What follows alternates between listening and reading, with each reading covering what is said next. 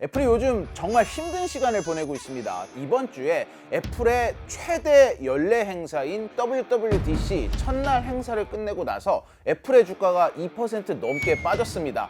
바로 AI 기술력이 너무 떨어진다라는 우려가 나왔기 때문이에요. 1년 전에 애플 WWDC 당시 모습입니다. Introducing Apple Intelligence. Siri will have the ability to take hundreds of new actions in and across apps. 애플 인텔리전스라고 이름 붙인 자기네들의 AI 시스템을 정말 대대적으로 홍보하고 있습니다. 그런데 올해 얼마 전에 있었던 WWDC 장면 보고 오실까요? We're continuing our work to deliver the features that make Siri even more personal.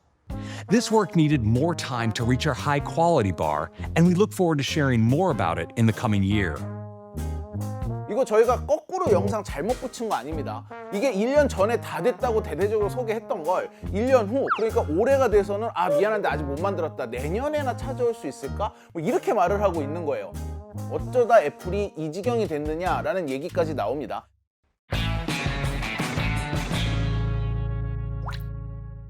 귀에 빡빡해는 이슈 맛집 귀의 빡종원입니다. 이 애플이 지난해 선보였던 AI 기능들은 뭐 단순히 사진 좀 지우고 뭐 알람 맞추고 뭐 날씨 알려줘 이런 수준이 아니었어요. 크게 세 가지로 요약을 해보면, 먼저 수많은 정보를 이해를 할 수 있는 능력, 즉 개인 문맥 인식 능력이라는 게 있어요. 뭐 예를 들면 이런 겁니다.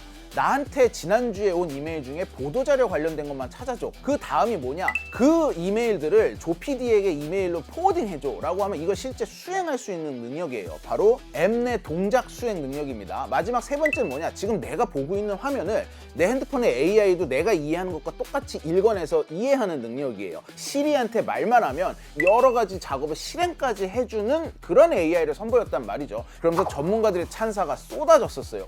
그런데 1년이 지난 지금 애플이 사기꾼이라고 비판을 받고 있습니다. 대대적으로 홍보했던 AI 기술을 2026년 이후로 무기한 연기하겠다라고 발표를 한 상황이거든요. 애플이 있지도 않은 기술을 자기네 가장 큰 행사에서 발표를 한 셈이 된 겁니다.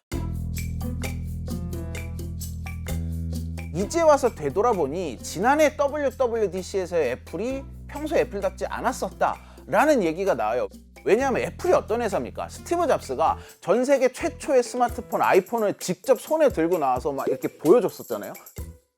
이 AI를 선전할 때 있어서는 미리 찍어놓은 영상과 CG로 만든 영상으로 그냥 대충 떼고 넘어갔거든요. 근데 그때 내용이 너무 좋다 보니까 전부 다 박수를 치고 넘어갔는데, 이제 와서 돌아보니 아 이게 사기였구나 라고 하는 거죠. 그런데 이게 사실은 비판을 받는 이 이유의 끝이 아닙니다. 애플이 솔직히 자기네가 이 기술이 완성되지 않은 걸 몰랐겠어요? 다 알고 있었겠죠. 이런 상황에서도 애플이 이 광고를 계속했다는 거예요. 여러 가지 TV 광고, 뭐 인쇄 광고, 5개 광고물 이런 것들을 계속 붙이면서 자기네 AI를 선전을 했고, 아이폰 16을 이 광고를 토대로 엄청나게 많이 팔아 제꼈어요. 이러다 보니까 당국에서 광고 내려라 라고 경고를 받고 실제 최근이 돼서야 이런 AI TV 광고들을 전부 삭제를 했습니다. 아이폰 16을 샀던 소비자들이 애플을 상대로 지금 집단 소송까지 제기를 했어요. 미국의 나스닥의 1위 자리를 언제나 굳건히 지키고 있던 기업이었는데 AI가 뒤처지고 있다라는 말이 한 1년 반 전부터 나오기 시작을 하면서 주가도 지금 한도 끝도 없이 내려오고 있어요. 이런 위기감에 처한 애플이 지난해에 평소 애플답지 않게 해서는 안 될 허위 과장 광고를 한 게 아니냐라는 지적이 미국 언론들 사이에서 나오고 있습니다.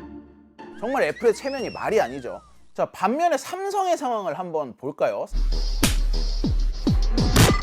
이게 올린 지 지금 한 달 만에 3억 뷰가 넘어갔습니다. 굉장히 화제가 된 영상인데, 무적의 애플이 손에 AI라는 무기를 들고 있는 삼성에게 얻어맞는다, 뭐 이런 내용입니다. 삼성이 실제로 AI를 이렇게 잘하고 있느냐? 저도 여기서 한번 해볼까요?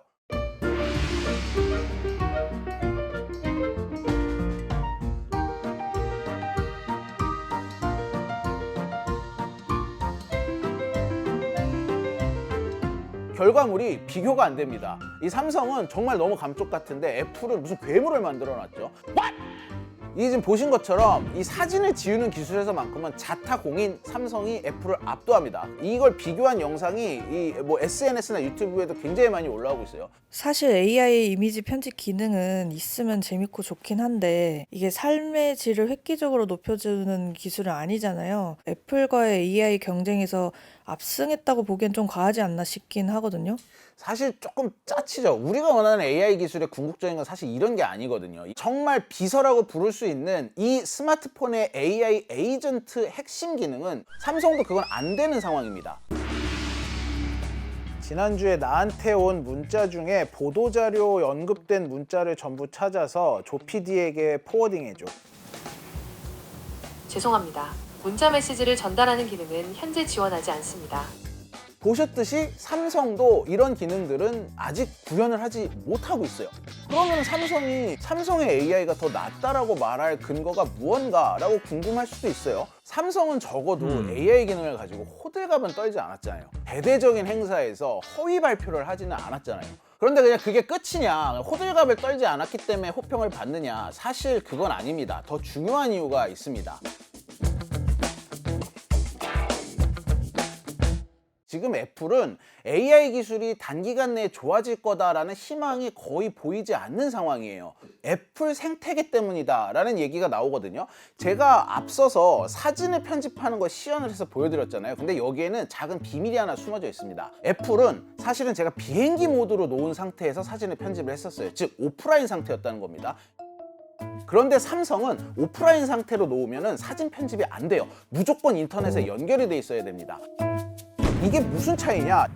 지금 나와 있는 AI들은 우리가 뭐 검색을 하든 이 지브리풍으로 사진을 바꿔달라고 하든 인터넷망을 타고 AI의 데이터 센터로 들어가가지고 그 데이터 센터에 있는 슈퍼컴퓨터가 연산을 한 후에 그 결과물을 다시 우리한테 보내주는 방식이거든요. 즉 이 과정에서 뭐 나의 개인정보라거나 아니면 내 사진이라거나 아니면 하다못해 내가 질문한 그런 질문들의 내용은 필연적으로 외부로 나갈 수밖에 없는 겁니다. 그런데 애플은 초창기부터 고객의 정보를 외부로 빠져나가지 않도록 하겠다라는 굉장히 강력한 철학을 가지고 있기 때문에 AI 작업을 할 때도 고객의 정보를 외부로 빼내지 않겠다. 스마트폰 안에서 수행이 되도록 하겠다. 온 디바이스로 대부분의 작업을 하겠다라는 철학을 가지고 있습니다. 그런데 사실은 그런 애플조차도 알고 있어요. 그 많은 복잡한 AI 연산을 이 작은 휴대폰 안에서 다 할 수 없다라는 거를. 그래서 애플이 들고 나온 두 번째 방안이 뭐냐? 데이터 센터와 AI 클라우드 서버를 우리가 직접 만들겠어. 그리고 우리가 직접 관리하겠어. 라는 정책을 지금 펼치고 있어요.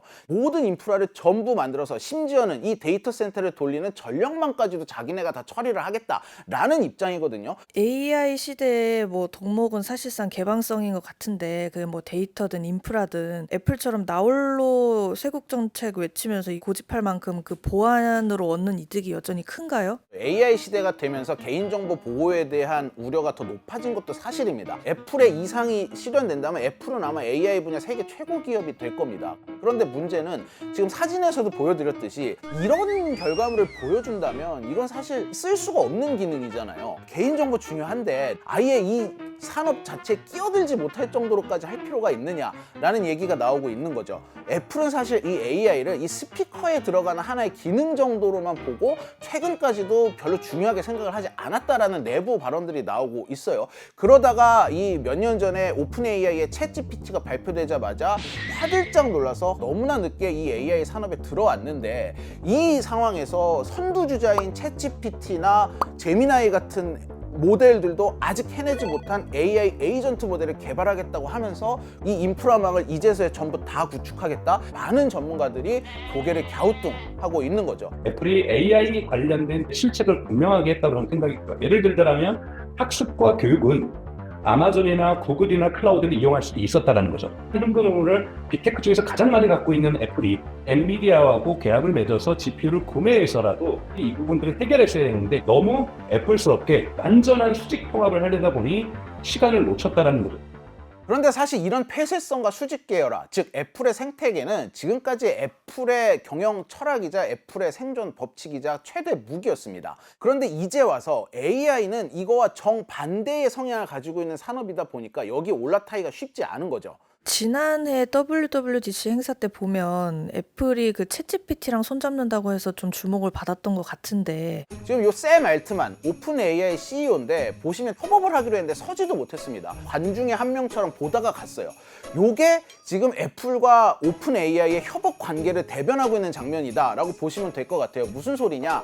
애플이 실제로 가장 중요한 실제 이 핸드폰을 움직이는 데 들어가는 요 부분은 절대 열지 않고 챗GPT한테는 그냥 검색 기능 정도만 맡겼어요. 뭐 말이 협업이지 실제 중요한 작업을 같이 하고 있지는 않다. 결국 팀 쿡은 자기네 이 시스템을 처음으로 외부 기업에 공개를 해서 오픈 AI나 구글과 손을 잡고 갈 것이냐, 아니면 끝까지 지금의 폐쇄적인 걸 고집을 할 것이냐, 이 기로에서 선택을 해야 할 것이다 라는 얘기가 나오고 있어요. 반면에 삼성은 어떤가요? 삼성은 태생부터가 아이의 갤럭시라는 핸드폰이 이 세상에 처음 나올 때부터 구글의 안드로이드를 운영체제로 했잖아요. 이게 사실 삼성의 굉장히 약점으로 꼽혔었거든요. 자신들만의 소프트웨어가 없다라는 게. 이게 근데 AI 시대에 와서는 오히려 이 약점이 좀 강점이 되고 있습니다. 현재 구글의 안드로이드 체제를 굳건하게 지키고 있는 이 디바이스는 결국은 삼성의 갤럭시예요. 게다가 내 손 안에 비서 AI를 만들려면 실제 스마트폰을 쓰는 사람들의 엄청난 데이터가 있어야만 됩니다. 이 데이터를 가장 많이 현재도 끌어모아서 구글과 공유를 하고 있는 회사가 결국은 삼성이에요. 이러다 보니까 구글과 삼성의 관계는 굉장히 전략적인 제휴 관계다. 결국은 함께 가는 회사다 라는 얘기가 나오고 있거든요. 실제로 삼성이 얼마 전부터 구글의 제미나이를 자사 핸드폰에다가 탑재하기 시작했잖아요. 삼성이 구글에 의존을 한 게 아니라 구글이 우리 제미나이 좀 니네 핸드폰에다 실어줘라고 하면서 거액의 돈을 지불한 것으로 뒤늦게 밝혀졌죠. 삼성은 뭐 제미나이뿐만 아니라 최근에는 퍼플렉시티하고도 계약을 한다고 얘기를 하고 있어요. 이러다 보니까 이 굉장히 오픈되어 있는 이 삼성의 갤럭시 생태계가 적어도 AI 분야에 있어서만큼은 폐쇄적인 애플보다 더 유리한 상황이 벌어질 수 있다. 약점이었던 게 강점이 될 수 있고 강점이었던 게 단점이 될 수 있는 상황이 돼버렸다라는 얘기가 나오고 있습니다. 그렇다면은 이제 AI 시대에는 삼성의 갤럭시가 애플의 아이폰을 이길 수 있는 판이 된 거냐? 요거는 아직은 좀 이렇게 말하기는 일러요. 구글에도 비슷하게 이 OS나 소프트웨어를 소개하는 행사가 있는데 이 구글의 I.O.라는 행사는 굉장히 전 세계 찬사를 받았어요. 정말 뭐 눈이 휘둥그레질 기술을 선보였는데 여기서 약간 걸리는 게 뭐냐? 안드로이드 언급은 한 번도 없었다라는 거예요. 삼성의 갤럭시 입장에서 기대했던 건 안드로이드 운영 체제에 제미나이를 집어넣어가지고 얘가 휴대폰을 전부 통제할 수 있는 AI 에이전트 기능을 좀 소개를 해주길 바랬는데 이게 전혀 없었어요. 사실 휴대폰 속에 앱과 앱을 돌아다니면서 이거를 읽어내고 통제하는 AI 에이전트, 이게 말이 쉽지 굉장히 구현하기 힘든 기술입니다. 아직까지 인류의 AI 기술로 여기까지 도달을 못했어요. 전문가들은 한 3년쯤은 더 있어야 내 손안의 비서 역할을 하는 AI가 실현이 될 수 있을 것이다 라고 전망을 하고 있습니다. 그리고 아이폰의 판매량이 뭐 AI 기능 중 안 된다고 당장 떨어질 거다라고 보는 전문가들은 없어요. 그리고 이번에 앱들이라든지 OS 디자인이 투명성을 가지면서 대단히 이뻐진 건 맞고요. 이런 부분에서의 만족도는 분명하게 좋아질 거라고 보면서 그 갭이 벌어지고 있음에도 불구하고 소비자들이 느끼는 큰 차이를 최소화시키기 위해서 노력할 거고요.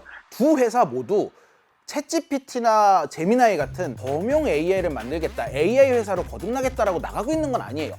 스마트폰이나 노트북 같은 디바이스를 통제하고 운영할 수 있을 정도의 AI를 먼저 만들겠다라고 하고 있는 거거든요. 결국은 이들이 팔고 있는 하드웨어 판매와 연관이 있는 게 AI 분야이고 이 AI 분야에 대한 경쟁이 이제 본격화되고 있습니다. 향후 뭐 5년 후, 6년 후에도 지금과 같은 점유율 그래프를 계속해서 유지할 수 있을지 요걸 지켜보는 재미가 있는 것 같습니다.